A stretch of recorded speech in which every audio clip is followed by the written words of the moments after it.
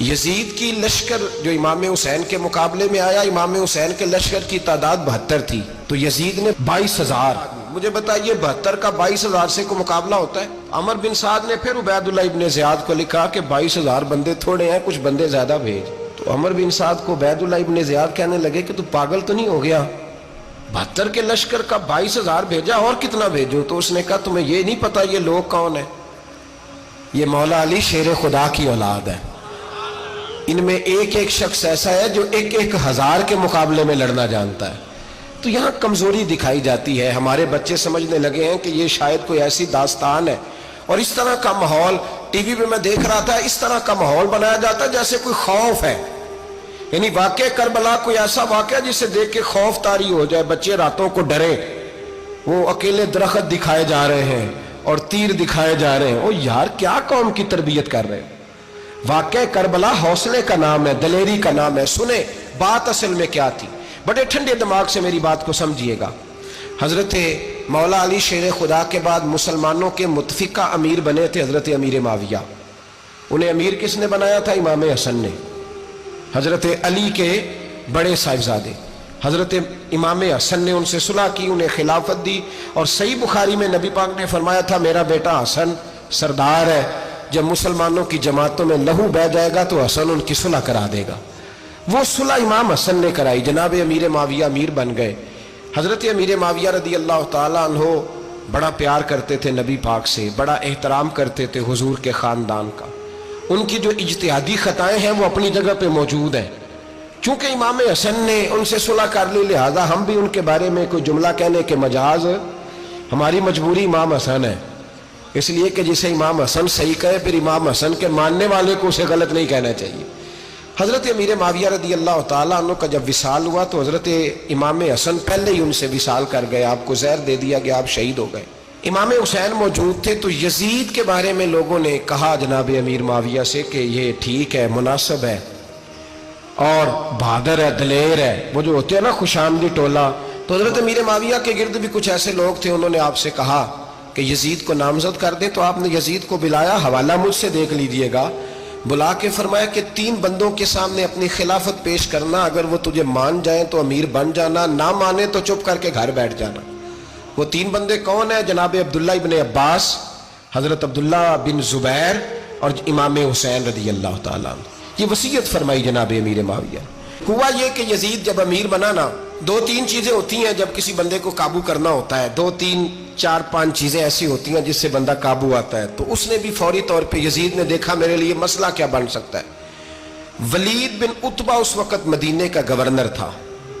یزید نے اس کو خط لکھا کہ امیر عرب کا رواج آج بھی ہے کہ جب تک نئے خلیفہ کی بیعت نہیں ہو جاتی پرانے کے انتقال کی خبر ہی نہیں دیتے، اس کو رکھے رکھتے ہیں. یہ ان کا طریقہ ہے. وہ کہتے ہیں کہ ولی عہد اچھی طرح قبضہ کر لے پھر بتائیں گے.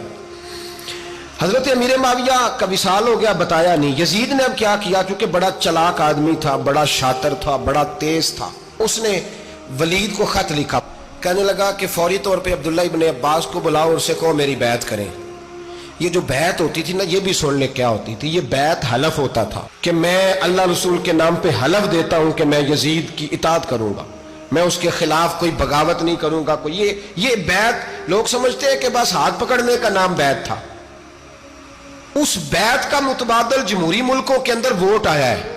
تو کہا بیعت کرے. حضرت عبداللہ ابن عباس کو بھی بلاؤ، عبداللہ بن زبیر کو بھی بلاؤ، امام حسین کو بھی بلاؤ. امام حسین آدھی رات کے وقت بیٹھے تھے مسجد نبوی میں، چونکہ 5 نمازوں کی آپ امامت کرتے. امام حسین نماز پڑھا کے عشاء کی بیٹھے تھے. جناب عبداللہ بن زبیر، عبداللہ بن زبیر کون تھے؟ یہ نبی پاک صلی اللہ علیہ وسلم کی پھوپھی پوتے تھے اور جناب صدیق اکبر کے نواسے تھے.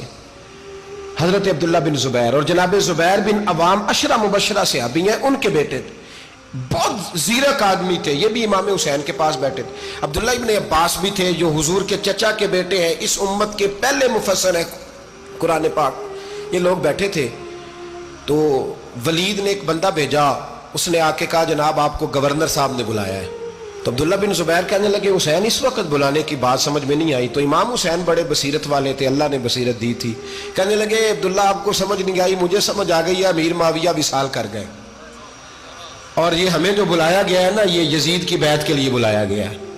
تو کہا پھر آپ آدھی رات کو نہ جائیں، آپ کے لیے خطرہ ہوگا۔ تو امام حسین فرمانے لگے خطرہ حسین کو نہیں ہوتا۔ نہیں، کہا پھر بھی آپ مہربانی کریں ذرا احتیاط سے جائیں۔ تو جناب عبداللہ ابن زبیر نے، عبداللہ ابن عباس نے 14 بندے نیزے دے کے، تلواریں دے کے امام حسین کے ساتھ بھیجے اور کہا کہ امام حسین اگر اس نے کوئی غلط ملت بات کی نا، زبردستی بیعت کرنے کا کہا، تو آپ بس کوئی ایک بات اونچی آواز میں کر دینا، یہ سپاہی پیچھے آ جائیں گے۔ امام حسین ان 14 بندوں کو لے کے گورنر ہاؤس پہنچ گئے۔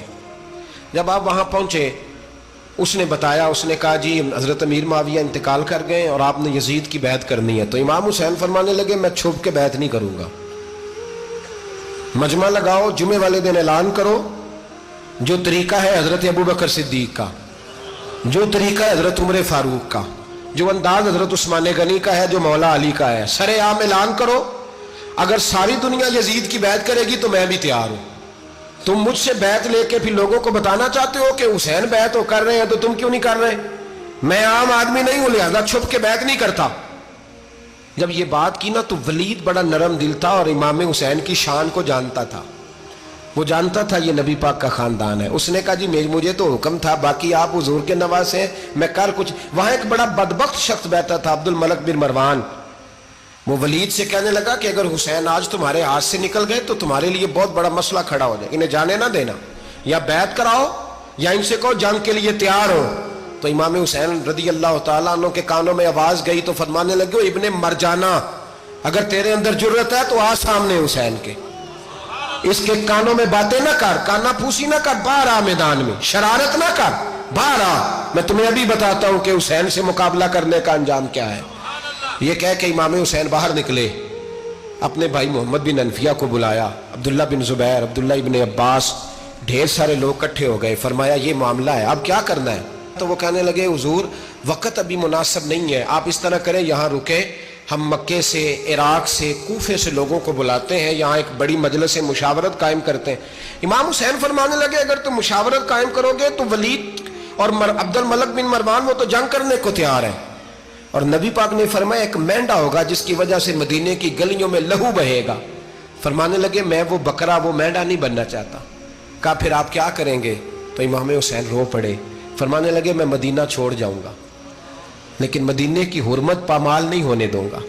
امام علی مقام آدھی رات کے وقت نکلے، سیدہ فاطمہ کا دروازہ ایک اس دن تھا جس دن حضرت مولا علی کوفے چلے گئے، اور دوبارہ آج تالا لگا جب امام حسین نکلے۔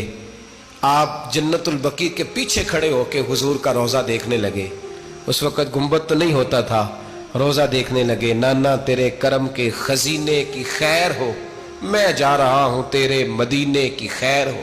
سارا خاندان لے گئے، مکے تشریف لے گئے، حج کے ایام قریب آنے والے تھے۔ امام حسین نے وہاں لوگوں سے باتیں کی۔ جب امام حسین وہاں پہنچے تو کوفے سے خط آنے لگے۔ کوفہ حضرت علی کا دار الخلافہ تھا، وہاں آپ کے محبین، پیار کرنے والے ڈھیروں تھے، انہیں خط لکھے کہ حضور آپ چپ کر کے بیٹھے ہوئے ہیں اور ہمارے اوپر یزید مسلط ہو گیا ہے، آپ اگر میدان میں نہیں نکلیں گے، آپ نہیں آئیں گے تو ہم اللہ کی بارگاہ میں شکوہ کریں گے کہ کوئی ہماری کمان کرنے کو تیار ہی نہیں ہوا۔ اور وہ خط 1 2 3 نہیں آئے، وہ خط اتنے تھے کہ 3 بوریوں میں بھرے تھے امام حسین، 3 بوریوں میں۔ اب مجبوری ہو جاتی ہے، حق کے لیے کئی دفعہ بات کرنا مجبوری ہوتی ہے، اگر نہیں کرے گا تو پھر اس کو بھی قبر میں جواب دینا پڑے گا۔ امام علی مقام رضی اللہ تعالیٰ عنہ نے مکے میں اب لوگوں کو جمع کیا مشورے کے لیے۔ ہر بندے نے کہا حضور وہ بلا تو رہے ہیں پر اپنے وعدوں کے پکے۔ کہا حضور وہ پکے نہیں، آپ نہ جائیں۔ ہر بندے نے کہا حالات ٹھیک نہیں، حالات گراؤنڈ ریالٹی صحیح نہیں، یہی مشورہ آج بھی ہر بندہ دیتا ہے، ابھی حالات نہیں۔ اتنے خراب حالات کبھی نہیں ہوئے تھے جتنے امام حسین کے دور میں تھے، لیکن فرمایا میں دین کے خلاف غلط حکمران کو مسلط ہونے کی اجازت، بول کے بتائیے، بول کے، غلط حکمران کو مسلط ہونے کی اجازت، مزاحمت کروں گا، مخالفت کروں گا۔ امام کہنے لگے کوئی بات نہیں، وہ میرے ساتھ چلے نہ چلے لیکن میں کوفے جاؤں گا، وہ لوگ میرے ساتھ کھڑا ہونے کو تیار ہے تو وہ جھوٹ ہے یا سچ ہے پر میں چلوں گا۔ جب امام علی مقام نے اصرار فرمایا تو جو آپ کے قریبی صحابہ کرام کی اولادیں تھی ساری، یہ بھی اب بیماری ہے، کچھ لوگ کہتے ہیں جی صحابہ نہیں ساتھ چلے، تو میں کہتا ہوں اہل بیت نبوت کے تو کل افراد 21 تھے، تو 72 میں باقی اولادیں کس کی تھی؟ وہ ساری صحابہ کی اولادیں تھی.